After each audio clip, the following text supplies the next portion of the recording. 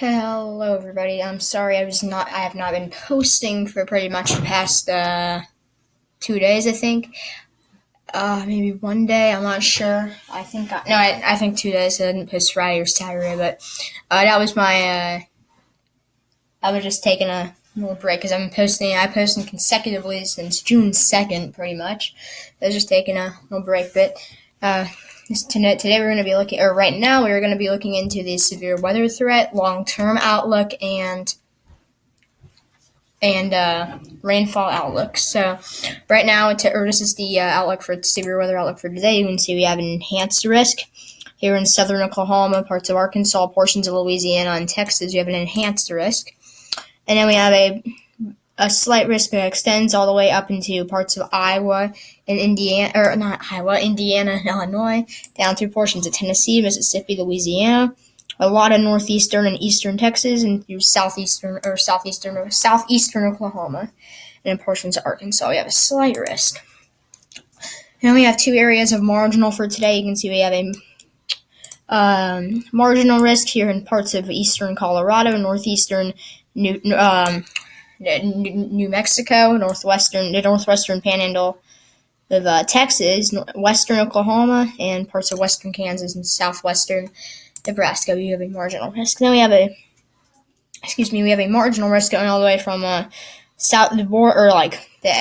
coast of South Carolina, Georgia, and Florida, all the way going into parts of Oklahoma, and that's where we have our slight and enhanced risk areas. Tornado threats for today, we have about a 5% risk here in southern Oklahoma and parts of northern Texas to the north of Dallas, but Abilene, Denton, Allen, Texas, Wichita Falls, Louisville, Texas, you have a 5%. Dallas, Fort Worth, Arlington, Plano, and Garland, Texas, you have a 2% risk for tornadoes today. Wind threat is pretty high in the enhanced risk also, and so is hail threat, especially by Dallas and Fort Worth. You have a pretty good hail threat, and you have a significant severe area, or a hatched area for hail. But now I'm going to time out the severe weather for you. Let me get the sector on. So yes, this afternoon we will see there will be a lot of rain in parts of southern Missouri, and you'll see that on the GFS model too. And I pulled that thing, but look at all this heavy rain, possibly some severe weather in here. Then as we go throughout, this is earlier this morning, but then if we go throughout the day, as is towards now, you can see it's mostly a linear threat. It's going down south, but then you can see some maybe embedded supercells here, and then you have our line right here, and we have another line over here, and we have our low pressure system that's causing all this right here, and it's at 1,000 millibars, and this is at about 4 p.m. This is 4 p.m. Central Daylight Time this afternoon. You can also see some maybe supercells up in Illinois and Indiana over here that could possibly form.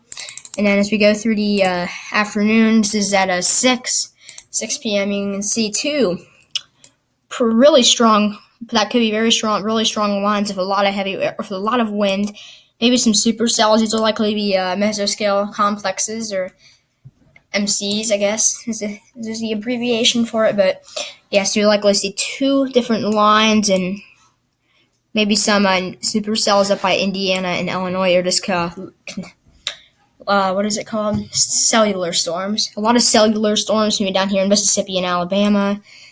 But then as you go throughout the night, those storms will gradually weaken. But this is at a 6Z Monday morning, so this is at about 1 a.m. You can see this line is still going pretty strong, especially here in parts of Texas and Louisiana. In the southern Arkansas, it's strong, but even parts of Mississippi with this line that could possibly still be there could have some strong winds. But it looks like the threat will go down after sunset in Illinois and Indiana in that area. But then as you go through the early morning hours by 9, or this is at 4 a.m., you can see the line will really start to weaken. You can see not much purple colors, but there will still likely be some damaging winds, but maybe some small hail. But then the line will really be weakened by 16Z or 11 a.m., and then it'll move out. But then we'll talk about the severe weather threat But then you can see some more storms on Monday in this area over here in Texas. But now I'm going to give you the long-term outlook. Let's switch back to this. We don't really need rain and frozen because there's not frozen precip because this is not winter time. We don't have those low pressure systems bringing the all the snow like Winter Storm Diego. But you can see, look at all this moisture we have, or the rain falling down here in Missouri, parts of Oklahoma, and portions of Arkansas. A lot of just red colors down there. And then you can see by Tuesday or Monday afternoon, you can see we have a low pressure upper level low right here, a thick cold front, bringing showers across portions of the southeast up through the Ohio Valley or the Midwest area. Maybe some more storms out here in Texas and parts of Louisiana that could possibly be severe, but that will. You see right now, this is Tuesday afternoon. You can see the cold front right there. Pretty. You can really see it, and then maybe some more rain coming in over there. But we also have another system from this high pressure system that's bringing some moisture up here, pumping some moisture into Arkansas. Once again, areas that do not need any more rain. And then as Wednesday morning, the low pressure system will likely move out. And there will just be some not really big systems. But that's going to wrap up this video. I hope you all have a good rest of your day, and bye.